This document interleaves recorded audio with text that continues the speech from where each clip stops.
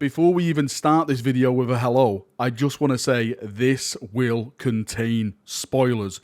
The huge spoilers, the gigantic spoilers, the spoilers that will make you say, oh my Emperor. So if you don't want to be spoiled for WARHAWK, leave the video on now. This is going to be a brief spoiler video. It's not going to be a full in-depth one. I'll do that later on when I actually get the book in my hand. I've just been sent the brief summary. I couldn't resist reading it. I know I did myself in. I shouldn't have done it, but I had to. I had to see it all, and I'm making a video out of it. Again, I would advise if you haven't read it, don't watch this video. But if you don't care about spoilers, then strap yourself in because it's about to get emotional. Now, a big shout out to a user called Aquil over on Reddit. He's the one who supplied me with all these spoilers.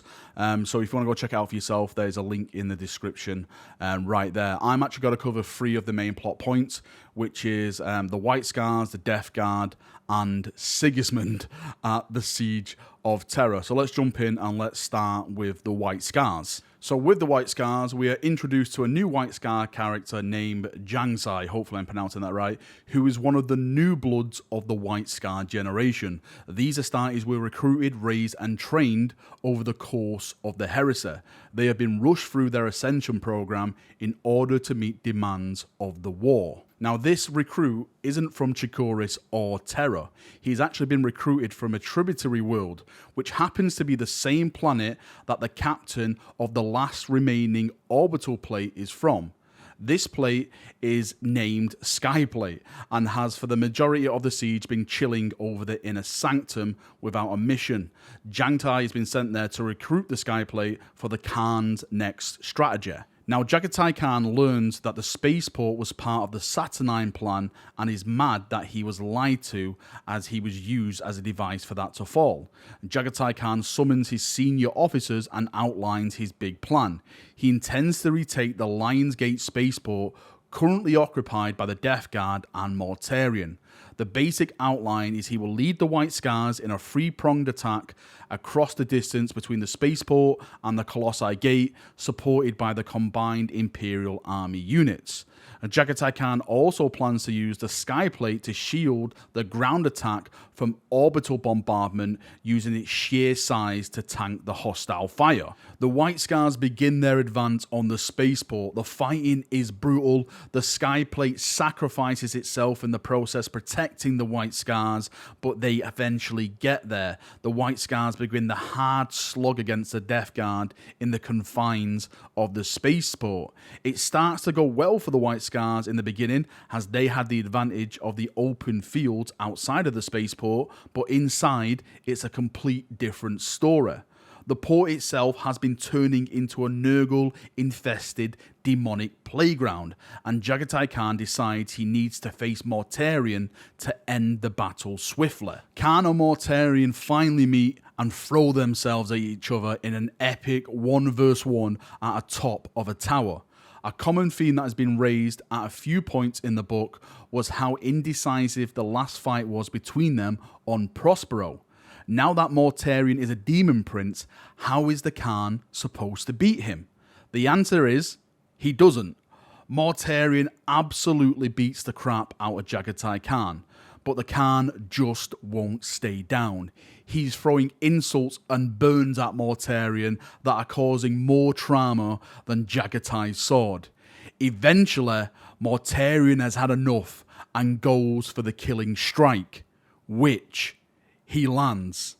But the Khan manages to make it a murder/suicide and banishes Mortarion back to the warp, but dying in the process. Apparently, the effect of Jagatai Khan dying sends a psychic shock and the White Scars go mental, pushing the now physically weakened Death Guard out of the spaceport.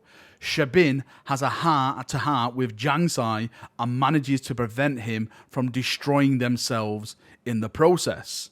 Now, the Khan is found and there's signs of life detected. Not 100% clear though. According to the White Scars medical scans, he is dead, but they believe that there could be a chance. So they rush his body via Thunderhawk back to Malkador for treatment/resurrection.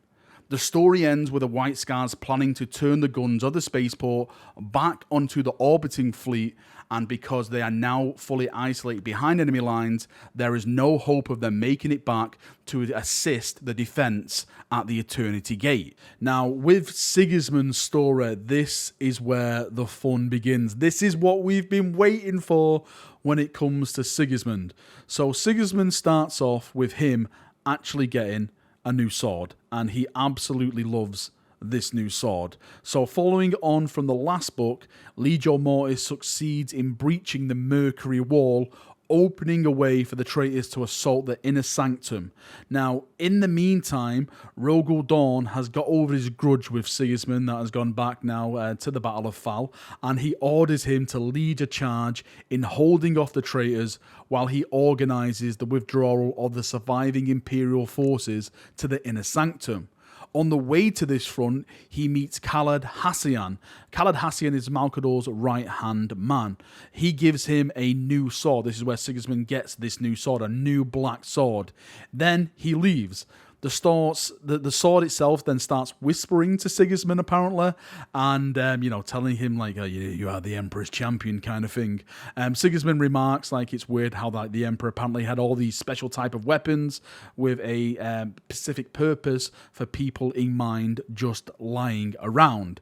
Sigismund then launches himself at the traitor. Sigismund becomes the Emperor's champion. He just goes around kicking the living heresy out of every champion he can find before he meets his final encounter with none other than Khan the Betrayer himself. This is the fight we've all been waiting for. Khan and Sigismund were best friends.